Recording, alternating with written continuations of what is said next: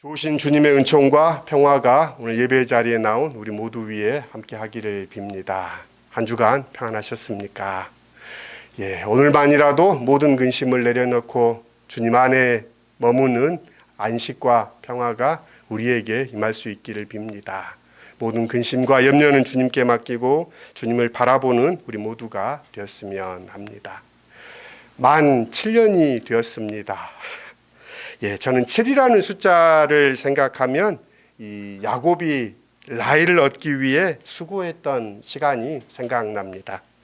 야곱이 라헬을 얻기 위해 라반의 집에서 양치기로 수고한 횟수가 7년입니다. 이 7년을 약속하고 불철주야 양을 돌보며 삼촌 라반의 재산을 크게 늘렸습니다.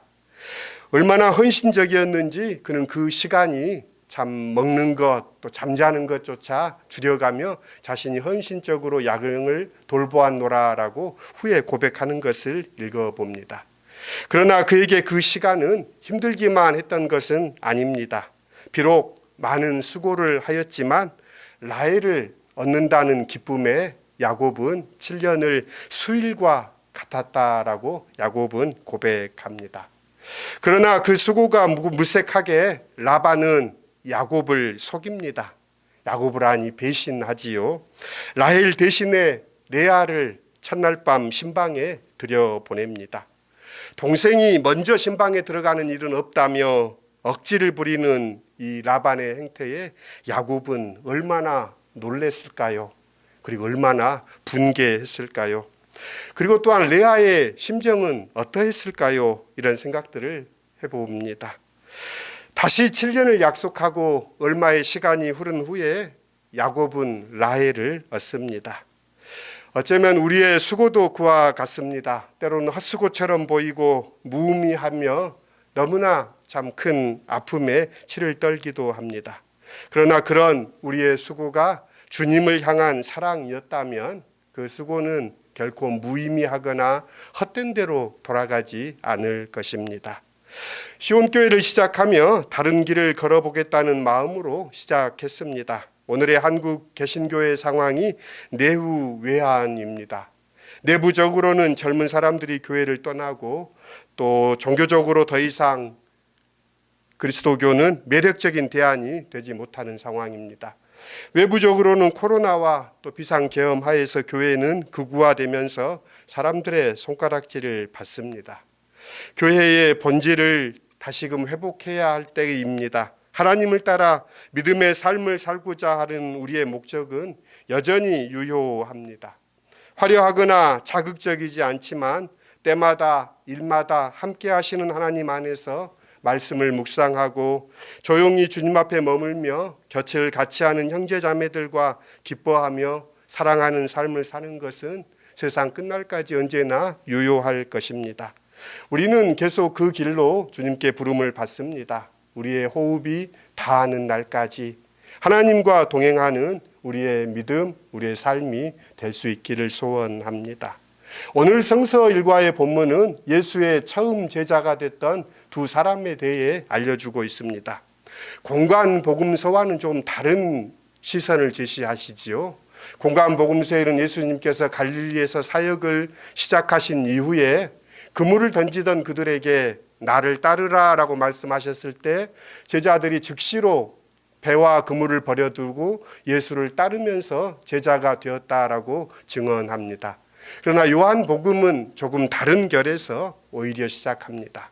혈혈단신 공생애를 시작한 예수에게로부터 요한복음은 이야기를 전개합니다. 예수님은 혼자였습니다. 자신의 세력을 가졌거나 예수님께서 학연, 지연, 혈연을 통해서 맺어졌던 관계는 전무했습니다. 오히려 예수님의 공생애의 시작은 혈혈단신 홀로 주님께서 광야로 나오시면서 시작됩니다. 하나님의 뜻을 따라 30쯤이 되었을 때 예수께서는 빈들에서 있는 요한에게 주님은 나가십니다. 당시 세례자 요한의 명성은 이미 높았습니다. 유대 전역에 퍼졌고 심지어 디아스포라인 유대인까지도 세례 요한의 명성을 들어 알고 있습니다. 많은 사람들이 그에게 나와 세례를 받았습니다.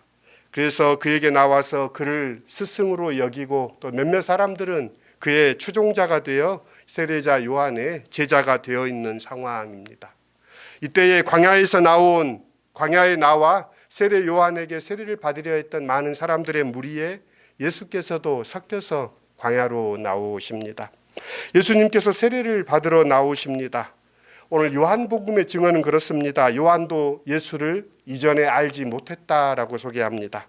자신도 누가 메시아인지 알지 못하였고 성령이 그에게 알려주실 것만을 알고 있었다고 오늘 요한복음의 요한은 증언합니다.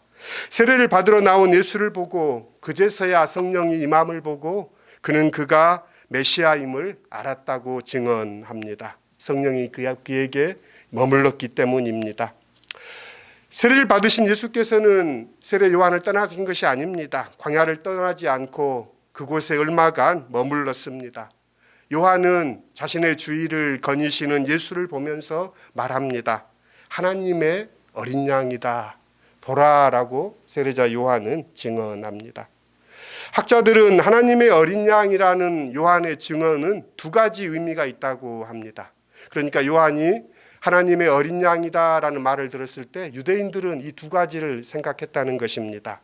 하나는 속죄의 제물이라는 의미입니다.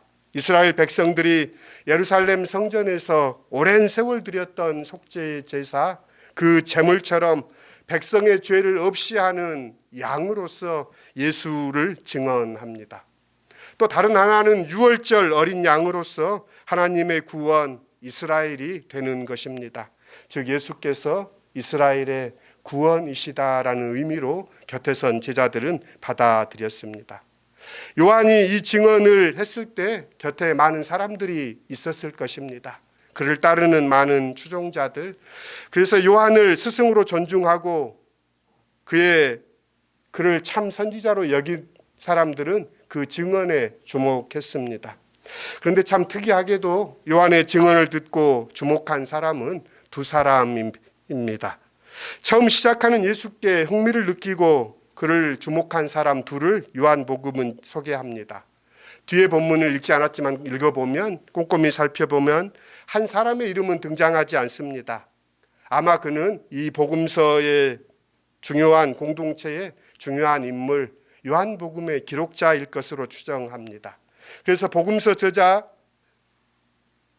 예수의 가장 어린 제자였던 요한일 것으로 추정합니다. 다른 한 사람의 이름은 나타나 있습니다. 그는 베드로가 아닙니다. 베드로의 동생인 그의 혈육 안드레입니다.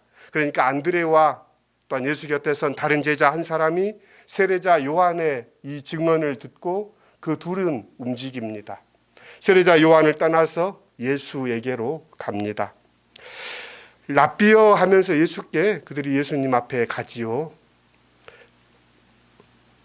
그들은 요한의 증언을 듣고 예수님께 가면서 처음 예수님의 두 제자가 됐던 이 두 사람은 세례자 요한의 제자였다는 사실을 이 요한복음은 숨기지 않고 드러냅니다. 다른 하나는 그들이 예수께 가서 랍비어 왜 여기에 머무십니까? 라고 그들이 묻습니다. 어디에 머무십니까? 그들의 이 물음은 주님과 함께 머물고 싶습니다 라는 말입니다. 내가 무엇 해주기를 원하느냐라고 물으신 예수께 주님은 어디에 머무십니까? 라고 요한과 그 제자인 안드레가 예수께 묻습니다. 예수와 머물기를 청합니다.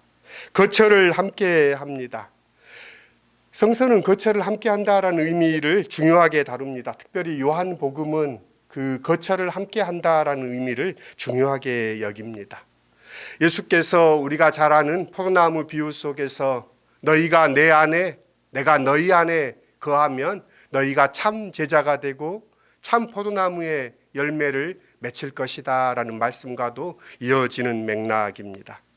어쩌면 성서의 모든 약속은 거처를 함께 한다는 약속입니다.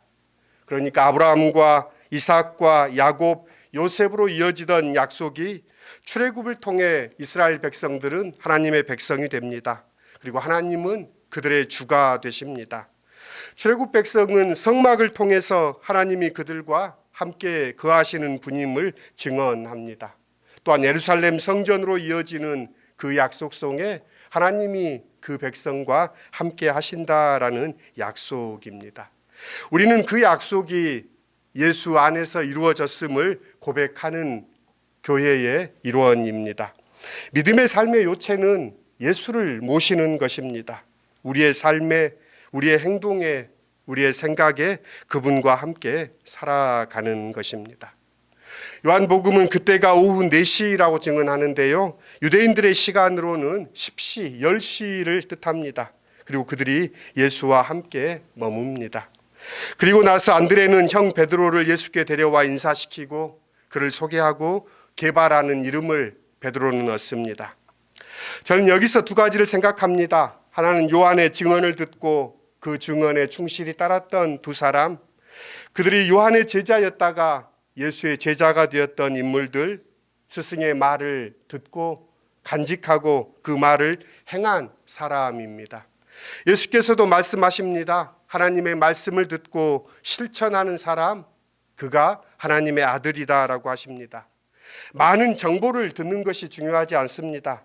그 정보를 듣고 그 말씀을 삶에 적용하는 것입니다. 하나님의 말씀을 들었으면 그 말씀을 삶으로 열매 맺는 것입니다. 하나님께서 우리에게 주셨던 말씀들을 간직하고 그 말씀을 따라 사는 것, 이것이 오늘 본문이 우리에게 들려줍니다. 또 하나는 무엇을 원하느냐라는 예수의 물음에 랍비여 어디 계십니까? 라고 대답했던 것처럼 예수님과 함께 머물고 함께 동행하는 신앙의 삶, 그 믿음의 본질을 지키는 것, 이것이 우리의 삶이 아니겠습니까? 2026년 보라 내가 만물을 새롭게 한다 말씀하시는 그 하나님 안에서 하나님과 동행하는 우리 모두가 될 수 있기를 빕니다. 주님 안에 머물고 주님을 따르는 한 해가 되기를 빕니다. 오늘 설교의 제목처럼 주님을 따라 주님과 함께 행하는 우리 모두가 될 수 있기를 빕니다. 우리 공동체가 그 길을 함께 걸어나갈 수 있기를 기원합니다. 함께 거듭의 기도 드리십시다. 자비로우신 하나님 감사합니다. 오늘 예수님의 처음 제자가 되었던 요한복음의 증언을 우리가 읽습니다.